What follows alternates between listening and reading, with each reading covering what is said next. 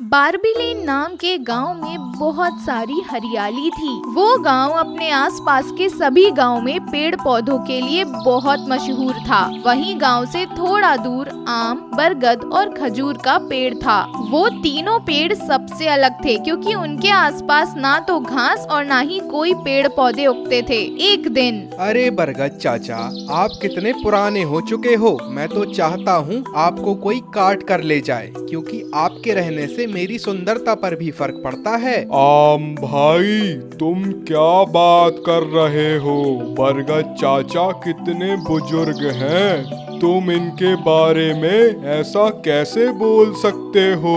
खजूर के पेड़, तुम ज्यादा चाचा के हितैषी मत बनो। तुमने खुद को कभी देखा है? इतने लंबे हो लेकिन किसी काम के नहीं हो। आम भाई, इस दुनिया में भगवान ने सबको अलग अलग तरीके से बनाया है, सबके अलग अलग काम हैं। और मैं भी लोगों को फल देता हूँ। तुम्हें पता है खजूर कितना फायदेमंद होता है? अच्छा, मुझसे ज्यादा फल तो नहीं देते हो ना? तुम्हें पता है सब लोग मुझे बहुत पसंद करते हैं। तरह तरह की किस्म के आम निकलते हैं, लोग आते हैं और बड़े चाव से खाते हैं। और ये बरगद चाचा तो कुछ भी नहीं करते, ये तो फल भी नहीं देते, उसके बावजूद भी यहाँ पर गड़े हुए हैं। कोई बात नहीं आम बेटा, तुम अभी बहुत छोटे हो, इसलिए तुम इस तरह से बात करते हो, लेकिन इतना घमंड अच्छा नहीं है। अरे चाचा,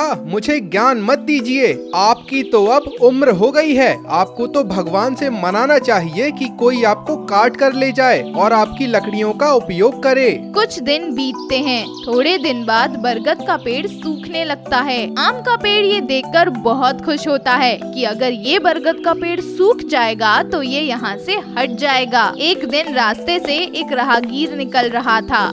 बहुत गर्मी हो रही है, सोच रहा हूँ थोड़ी देर आराम कर लूँ, लेकिन यहाँ तो कोई पेड़ ही दिखाई नहीं दे रहा। एक बरगद का पेड़ है, वो भी सूख चुका है, और खजूर के पेड़ से तो कोई फायदा ही नहीं है। चलो इस आम के पेड़ के नीचे ही थोड़ा सा सुस्ता लेता हूँ। कितना अच्छा है ये आम का पेड़, इस पर तो बहुत सारे फल भी लगे हुए हैं। आम का पेड़ उसकी ये बात सुनता है और बड़ा खुश होता है।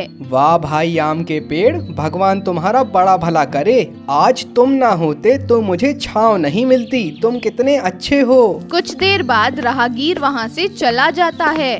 देखा तुमने कुछ खजूर भाई, इंसान भी मेरे नीचे खुद को कितना आराम महसूस करा रहा है। तुम तो किसी को छाया भी नहीं दे सकते, और बरगद चाचा का तो अब हाल वैसे ही बुरा है। कुछ दिन बाद वो राहगीर अपने दोस्त के साथ दोबारा उसी जगह पर आता है। आम का पेड़ उसे देखता है और मन ही मन खुश होता है कि आज भी ये राहगीर मेरे नीचे ही आराम करेगा। राहगीर और उसका दोस्त दोनों पेड़ के नीचे बैठ जाते हैं। अरे भाई केशव, ये आम का पेड़ तो बहुत अच्छा है, क्यों ना यहाँ से बहुत सारे आम तोड़ लिए जाएं और बाजार में चलकर बेचे जाएं। हाँ दोस्त, बात तो तुम्हारी बहुत सही है। मैं तो ये सोच रहा हूँ कि इस आम के पेड़ की लकड़ी भी बहुत अच्छी है, क्यों ना हम इसे काट लें और इसकी लकड़ी भी बहुत अच्छे पैसों में बिकेगी। तो भाई देर किस बात की है, चलो पहले इसके आम तोड़ते हैं और उसके बाद इसे काट के ले चलते हैं। आम का पेड़ ये सुनकर घबरा जाता है। अरे बरगद चाचा, खजूर भाई, मुझे बचाओ, ये इंसान तो मुझे काटने जा रहा है, मैं मर जाऊंगा। मुझसे कुछ मत बोलो,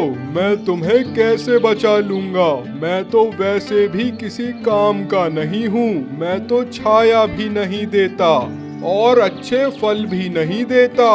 बेटा, मैंने तो तुमसे पहले ही कहा था कि कभी भी घमंड नहीं करना चाहिए, लेकिन तुम माने ही नहीं। तुमने हमेशा हम लोगों का अपमान किया। चाचा, मुझे माफ कर दीजिए, मैं आगे से कभी भी घमंड नहीं करूंगा और मैं किसी का भी मजाक नहीं उड़ाऊंगा, परंतु इस बार मुझे बचा लीजिए। मैं आपसे वादा करता हूँ कि मैं अपने अंदर परिवर्तन लाऊंगा। तुम चिंता मत करो, ये लोग तुमको नहीं काटेंगे। अचानक बरगद का पेड़ अपनी जटाओं को फैला लेता है। अचानक से ऐसा देखकर दोनों राहगीर डर जाते हैं और वहाँ से भाग जाते हैं। चाचा, आप तो इतने बूढ़े हैं और आप सूख भी रहे हैं, उसके बावजूद आपने अपनी जटाओं को कैसे फैला लिया?